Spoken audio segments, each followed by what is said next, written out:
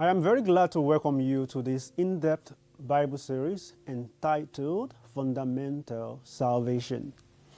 In this series, I desire for you to become acquainted in the shortest practical time possible with what it means to be in a healthy, saving relationship with God in such a way that even a child could grasp. Our first and introductory episode is rightly titled Adver-s-i-n-t-y. Why life is a mosaic of adversities and we need the gospel. Have you ever had tough questions? I mean, like really tough questions? Secular and religious history are replete with hard questions. For example, when we look at the war in Ukraine, Israel, Palestine, Syria, and in many other parts of the world, and the war crimes being committed, these kinds of things make us ask difficult questions. For example, where is God in all of this? Or why do bad things happen to good people? Why do children have to suffer adversities? Why do innocent people suffer? The society at large is filled with tough questions that beg for answers. And once again, aren't our own personal lives filled with tough questions too? Mine for one is. So what do we do then? Are we without hope of finding satisfying answers to them? We need to first realize that to every question, there is an answer. This is the confidence that fuels science. That is the conviction that reality is consistent, that life follows patterns and laws, and that even the hardest mysteries have solutions waiting to be uncovered. It is the same with the gospel, and the Bible promises that every question will be answered. Take a moment to consider our summary question for our series and the basis for our first episode. Is life hard because we live in a sinful world, or do we live in a sinful world because life is hard? It's like the classic philosophical question, if the chicken came first or the egg. Life is hard because we live in a sinful world. When God made this world, everything was perfect. There were no afflictions, sorrow, or adversities. Everything was good. When Adam and Eve sinned and adversities came along, God ordained that which was good for them, Adam to till the soil, Eve to experience labor pangs. This wasn't a curse. God was making it clear that adversity and overcoming is now a real deal. As the Bible declares, for Adam's sake, God cursed the ground. The exercise of faith, hope, and love was good for their body, soul, and spirit. It was not only good, it was consistent with a broken, sinful world. Also, the Bible warns that the righteous will suffer many adversities.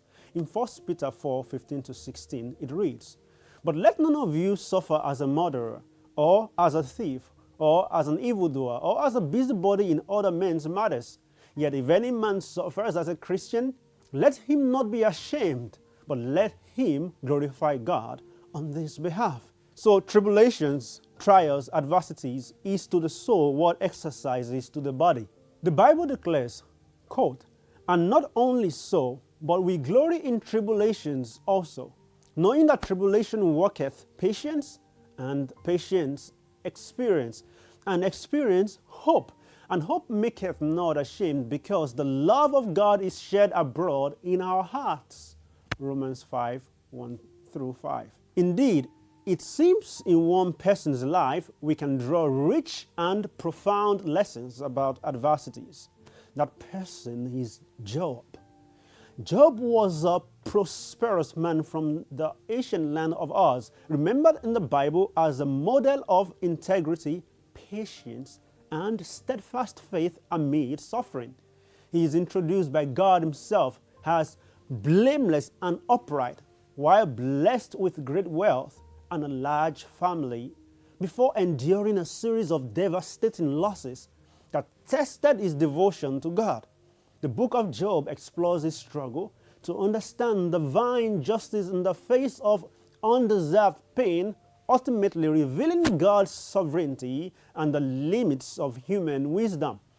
Scholars generally place Job's life in the patriarchal period around Abraham's time, before the establishment of Israel's law or priesthood. While many people feel poverty is synonymous with adversities, Job was rich when he faced terrible tragedies. It is evident that both the rich and the poor suffer adversities in this life.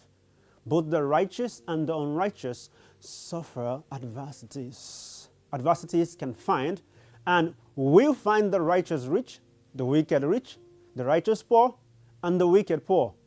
Needless to say, Job's life is deeply instructive, because while Satan could not keep God's commandments in the perfection of heaven, Job kept them in the imperfections of earth. God declared Job, a human being with a sinful nature, as, quote, perfect and upright, who feared God and eschewed evil. But this testimony could no longer be born of a once perfect angel in a sinless world.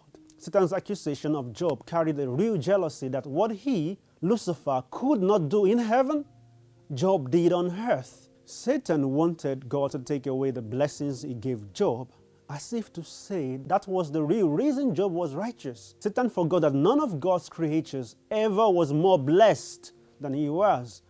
But I bet he remembered Lucifer, the covering cherub, the light bearer, was the most gifted of all of God's creatures, yet he sinned and championed his rebellion against God.